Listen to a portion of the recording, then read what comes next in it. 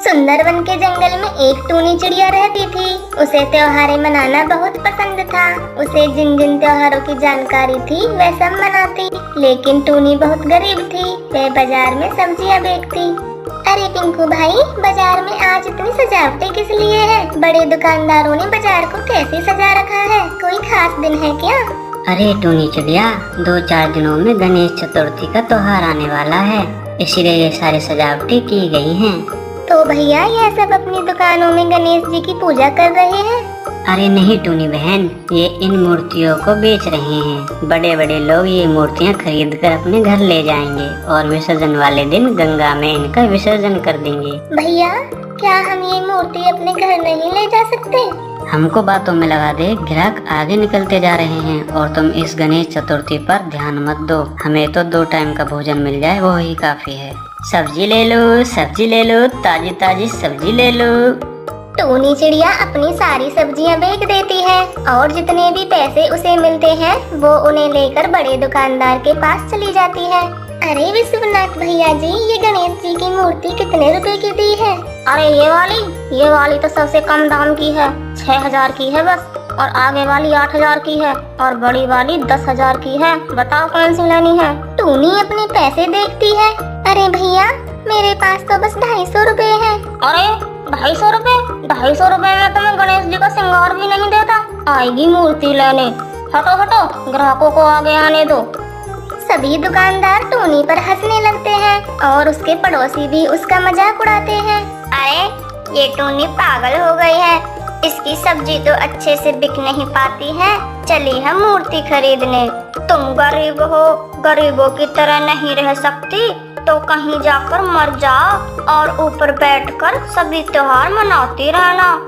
ये किसके मुंह लग गए तुम सब? चलो यहाँ से, गणेश जी का सारा सामान खरीदना है और शाम भी होने वाली है। इसका क्या है? चलो यहाँ से। और सभी पड़ोसी भी टूनी को ताने मारते हुए आगे बढ़ जाते हैं। टूनी बहुत उदास होकर अपने घर आ जाती है और अपने बच्चों से कहती है, बच्चों आप सब ये खाना खा लेना, मैं जंगल जा रही हूँ। पर मम्मा, रोज तो आप सुबह जंगल जाती हो, आज इस समय क्यों जा रही हो? बच्चों, मुझे कोई जरूरी काम है इसलिए मैं जा रही हूँ। आप खाना खाकर सो जाना। ठीक है माँ, आप कब तक आओगी? मैं आ जाऊंगी, अपना ध्यान रखना। टोनी जंगल चली जाती है और अपनी गरीबी पर फूट फूट कर रोने लगती है। मैं गरीब हूँ तो क्या हुआ भगवान, अपनी मेहनत से जो मिलता है उसी से खुश हूँ। फिर इन लोगों को मुझे इतना ताने सुनाने का क्या हक है? भगवान, मैं गणेश चतुर्थी का त्योहार अवश्य ही मनाऊंगी। क्या हुआ अगर मेरे पास ज्यादा पैसे नहीं हैं? और टोनी नदी किनारे से गीली मिट्टी निकालकर गणेश जी की मूर्ति बनाने लगती है और बहुत मेहनत करने के बाद वो एक बहुत ही सुंदर और प्यारी सी मूर्ति को आकार देती है। अरे वाह, मैंने कितनी प्यारी और बड़ी मूर्ति बनाई है, बिल्कुल बाजार वालों के जैसी। पर मेरी मूर्ति कितनी बेरंग दिख रही है। तभी नदी किनारे खिले रंग बिरंगे फूलों को एक चूहा काट रहा था, जिनसे बहुत ही प्यारा रंग टपक रहा था और टोनी की नजर उन फूलों पर पड़ती है। अरे कितना प्यारा कलर है, ये कलर तो मुझे अपनी मूर्ति में भरना चाहिए। जय हो गणेश भगवान जी की। और इस तरह से टोनी को कलर भी मिल जाते हैं। वो एक बहुत ही सुंदर गणेश जी की मूर्ति तैयार करती है। कितनी सुंदर और प्यारी लग रही है मेरी मूर्ति। अरे बाप रे, मेरी नजर न लग जाए।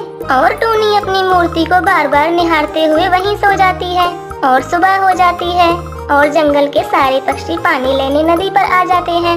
अरे वो देखो, टोनी ने क्या हाल बना रखा है, सारी मिट्टी में सनी पड़ी है। आखिर ये कर क्या रही है?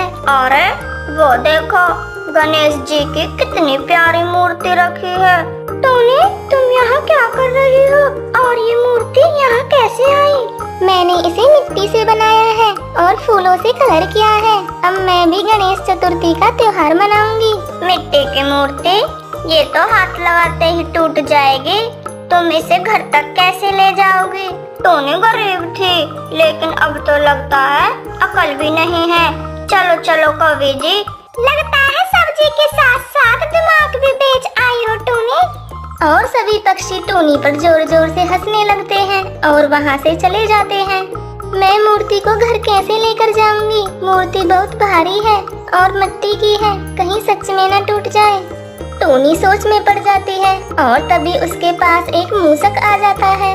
तुम इतनी दुखी क्यों हो चिड़िया? तुम्हें क्या हुआ है चिड़िया?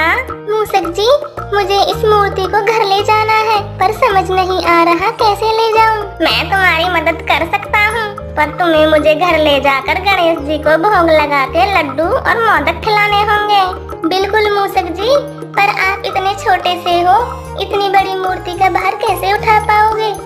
इसकी चिंता तुम मत करो चिड़िया, बस देखती जाओ। मूसक मूर्ति के नीचे बैठ जाता है और उसका आकार बड़ा हो जाता है। फिर वो मूर्ति को लेकर खुशी के साथ उछल उछल कर घर आ जाता है। अरे मूसक, तुम इतनी ताकतवर कैसे हो गई? अरे टोनी, मैं तो गणपति बप्पा जी की सवारी हूँ और अपनी सवारी को उठाने के लिए मुझ में कोई ताकत नहीं आई। मैं तो पहले से ही ताकतवर हूँ।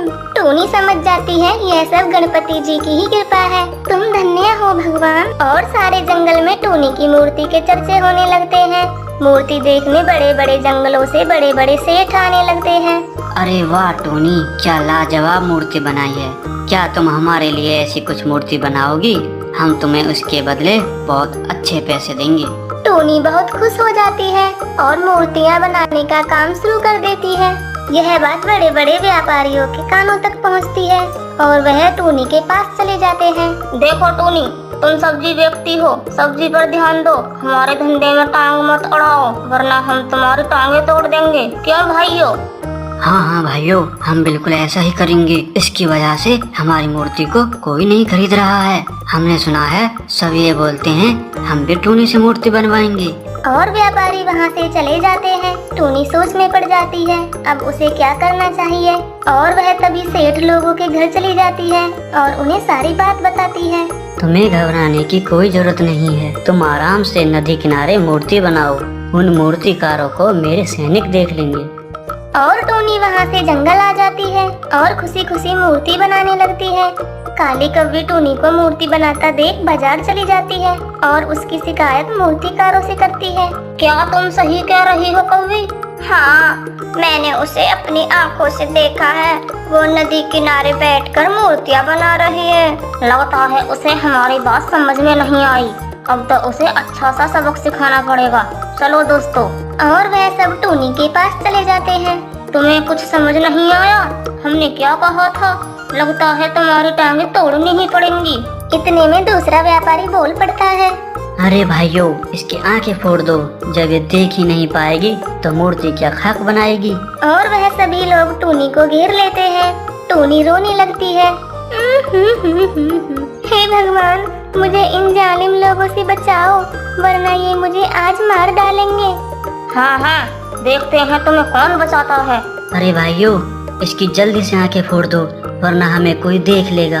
तभी एक व्यापारी आगे बढ़ता है और टोनी चिल्लाने लगती है, पर उसकी मदद के लिए कोई नहीं आता। टोनी गणेश जी को याद करते करते अपनी आंखें बंद कर लेती है और सब कुछ भगवान पर छोड़ देती है। एक व्यापारी टोनी की आंखों को छू ही पाता है, तभी उसकी नजर मिट्टी के गणेश जी पर पड़ती है। गणेश जी की आंखें बड़ी बड़ी होकर खुल जाती हैं। अरे ये क्या हो रहा है? इस मूर्ति ने तो आंखें खोल ली। गणेश जी की आंखों को खुला देखकर सभी लोग चौंक जाते हैं और वहाँ पर बहुत तेज तूफान आ जाता है। सारे व्यापारियों की खूब जमकर पिटाई होती है। सभी लोग अपाहिज हो जाते हैं और अपने प्राणों की भीख मांगने लगते हैं। टोनी, हमें माफ कर दो, हम आगे से तुमसे कुछ नहीं कहेंगे। गणेश जी को रोको, उनके गुस्से को शांत करो।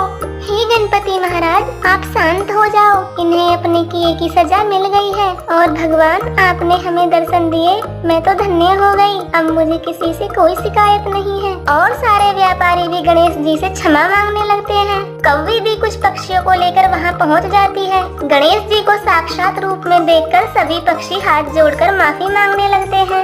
हाँ भगवान, हम तो टोनी के हमेशा आभारी रहेंगे, क्योंकि आज उसी के कारण हमें तुम्हारे साक्षात दर्शन हुए हैं। तुम धन्य हो भगवान। अब मेरे विसर्जन का समय होने वाला है और तुम सब लोग आगे से कभी किसी गरीब का मजाक नहीं उड़ाना। अब मैं चलता हूँ। सभी पक्षी गणेश जी को देखते रहते हैं और मूर्ति पहले की तरह मिट्टी में बदल जाती है और सैनिक मूर्ति को ले जाते हैं।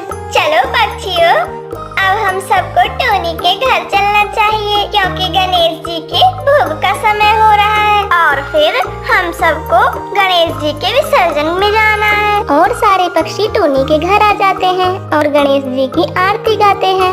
जय गणेश जय गणेश जय गणेश देवा, माता जाकी पार्वती पिता महादेवा। और सभी पक्षी आरती गाकर मोदक का भोग लगाते हैं। चलो पक्षियों, अब विसर्जन का समय हो रहा है। अब बप्पा जी को खुशी खुशी विदा करके आते हैं। हाँ हाँ, चलो सब। और वह सब खुशी खुशी नाचते गाते गणेश जी की मूर्ति का गंगा में विसर्जन कर देते हैं। और टोनी गणेश जी को याद करने लगती है। हे भगवान, आप इतने दिन मेरे घर में रहे और मैं समझ ही नहीं पाई, मुझे माफ करना भगवान। अगर आपको हमारी कहानी पसंद आती है तो प्लीज हमारे चैनल को सब्सक्राइब कर देना और बेल नोटिफिकेशन ऑन कर देना। तो मिलते हैं एक नई कहानी के साथ, तब तक के लिए बाय।